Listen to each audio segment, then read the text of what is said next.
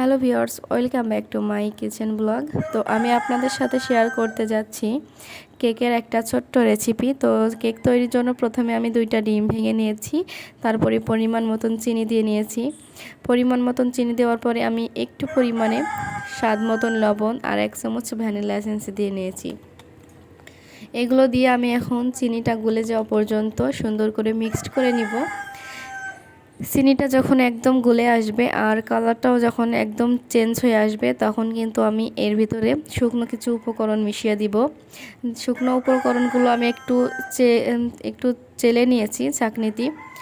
তো এই যে 1 চামচ বেকিং পাউডার আর আটা দিয়ে কেকটা তৈরি করেছি। আটা দিয়ে আমি অল্প অল্প করে আটা দিয়েছি, দিয়ে আমি এভাবে মিক্সড করে তৈরি করে নিচ্ছি কেকের একটা ডো।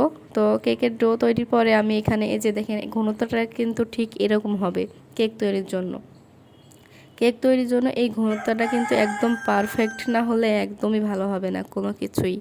তো আমি কিন্তু আগে একটা টিফিন বক্স এভাবে রেডি করে রেখেছিলাম, অল্প পরিমাণে সয়াবিন তেল দিয়ে চারিপাশে একটু কাগজ দিয়ে সুন্দর করে রেখে দিয়েছিলাম। আর এখন কিন্তু সেই কেক তৈরি বেটার ডোটা আমি এখন এর ভিতরে দিয়ে দিয়েছি, দিয়ে একটু ঝাঁকিয়ে নিয়েছি, নিয়ে যে হাঁড়ির ভিতরে দিয়েছি।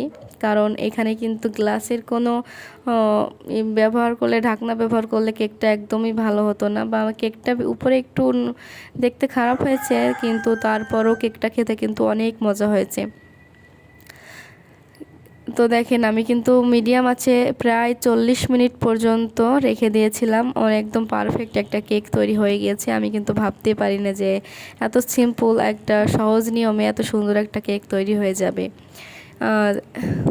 সব সময় চেষ্টা করবেন আপনারা যে কাচের কোনো ঢাকনা ব্যবহার যাতে না করা যায়, কারণ কাচের ঢাকনা ব্যবহার করলে কেকটা কিন্তু একদমই ভালো একটা কালার আসে না। আমার কেকটা কিন্তু অনেক সুন্দর একটা কালার এসেছে আর খেতেও অনেক মজা হয়েছে। আপনারা যদি এরকম কেক তৈরি করতে চান, অবশ্যই এই টিপসটা ফলো করবেন, আশা করি অনেক উপকার হবে।